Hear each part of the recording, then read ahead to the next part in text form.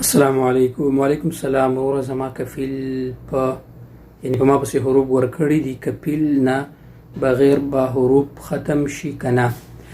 وروره الله پاک دې زموږ د ټولو مسایل حل کړي. خو زه به تا ته په دې ټیم کې یو واقعه به در سره شریک کړم خپله، چې زما سره بهر دغسې د یو ملګري د حروفو مسله وه او بیا څنګه چل شوی دا بهر چې دا کم خلک وي چې یاره مونږ حروف کوزو. دا ګوره لیګل خو د دې دا طریقه ده چې کفیل به لاړ شي که چېرته د 15 ورځو نه زیاتې شوي نو کفیل به لاړ شي په مکتب عمل کې به دغه جمع کړي او هلته به وایي چې یار زه دې دا طلب به جمع کړي چې مطلب دې نه حروف ختمول غواړم او داسې یو که نه. دا لیګل طریقه ده.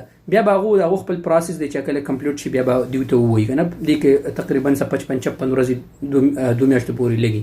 خو چې کله مکتب عمل اکسپټ خبره داسې وزړګي چې یو ملګری په هغه ټیم کې زما دومره تجربه هم نه وه، نوی نه وم دومره.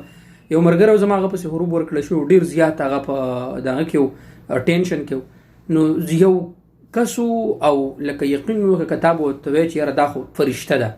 هغه دغه په خبرو کې زه راغلم او بس مونږ د کس سره خبره وکړه. هغه وایي چې بس بالکل. خو به هر حال دا مونږ دا کار ښه کړی چې دغه سره لکه مونږ ثبوتونه ودربو.